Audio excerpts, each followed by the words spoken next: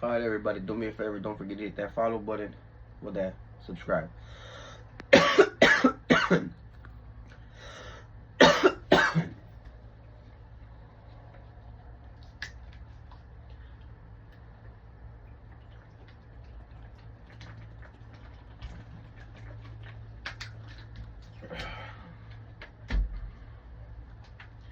Dinah is defiled. Now Dinah, the daughter of Leah, who was Seth, born to Jacob, went out to see the daughters of the land. When Shechem, the son of Hamor, he, the Hivite prince of the land, saw her, he took her and lay with her and defiled her. He was a very smitten by Dinah, the daughter of Jacob. He loved the girl and spoke kindly to her. Shechem spoke to his father Hamor, saying, "Get me this girl for my wife." Now Jacob heard that Shechem had violated his daughter Dinah, but his sons were with his livestock in the field. So Jacob held his peace until they came. Hamor, the father of Shechem, went out to Jacob to commune with him. The sons of Jacob came out of the field when they heard it, and the men were grieved. They were very disturbed because Shechem had disgraced Israel by lying with Jacob's daughter in a thing that should have not been done. Hamor spoke with them, saying, "The soul of my son Shechem longs for your daughter. I pray that you will give her to him to marry. Make marriages with us, and give your daughter to us. Take your daughters for yourselves. You may dwell with us, and the land will be before you. Dwell and trade it in, and get possessions in it." Shechem said to her father and to her brothers, "Let me find favor in your eyes, and whatever you say to me I will give. You can make the girl a gift. I must bring high, and I will give according to what you say to me. Just give me the girl to marry." The sons of Jacob answered Shechem and Hamor his father deceitful, because he had defiled Dinah their sister. They said to them, "We cannot do this to give our sister to the one who is uncircumcised. We would be a disgrace to us, but we will consent to you in this. If you will become as we are, that's it. Every one of your males be circumcised. Then we will give our daughter to you, and we will take your daughters to us, and we will dwell with you, and we will become one people. But if you do not listen to us and become circumcised, then we will take our daughter. We will have to leave." The words pleased Hamor and Shechem, Hamor's sons. The young man did not delay to do things because he wanted Jacob's daughter. Now he was more respected than the household of his father. So Hamor, Shechem his son came to the gate of their city, and they spoke with the men of their city, saying, "These men are at peace with us, therefore let them dwell in the land and trade in it. For the land is large enough for them. Let us take their daughters as our wives, and let us give them our daughters only condition we will them this condition will the man consent to dwell with us, be one people. If every male among us will be circumcised as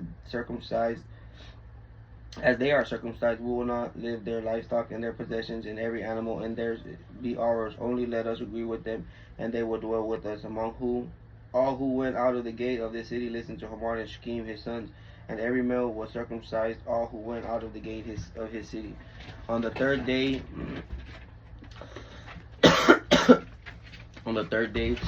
they weren't in pain. Two of Jacob's sons, Simon and Levi, the younger brothers, took their swords and went to the unsuspected city and killed all the males. They killed Hamor and Shechem and his sons with the edge of the swords, and took Dinah out of the house and Shechem and departed. The sons of Jacob came upon the slain and looted the city because they had defiled their sisters. They took their flocks and their herds, their donkeys, with everything within the city and the fields. They took captive to the loot all their wealth, all their little ones, all their wives, even all that was in each other's house. Then Jacob said to Simon and Levi, "You have brought trouble to me by making the revolting among inhabitants to the land among the Canaanites and the Perizzites are being few in numbers. They will gather themselves together against me and slay me, and I will be destroyed, both of my household."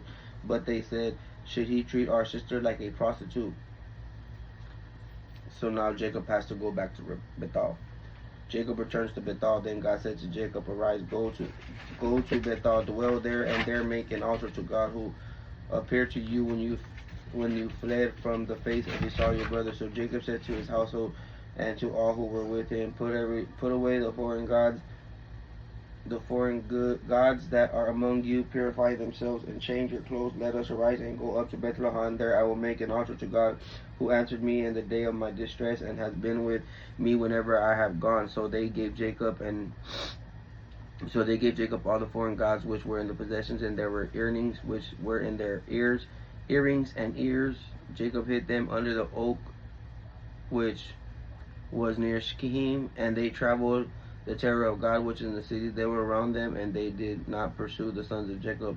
So Jacob came to Luz, that is Bethel, which is in the land of Canaan, and he had all the people who were with him. He built an altar and called the place El Bethel, because God had appeared to him there when he fled his brother. Now Deborah, Rebekah's nurse, died and was buried beneath Bethel under the oak, so it was called Alon Bakuth. God appeared to Jacob again when he came out of Padan Aram and blessed him. God said to him, "Your name is Jacob. Your name shall not be called Jacob anymore, but Israel shall be your name." So he called his name Israel. God said to him, "I am God Almighty. Be fruitful and multiply. A nation as a company of nations will come for you, and kings shall come forth from you.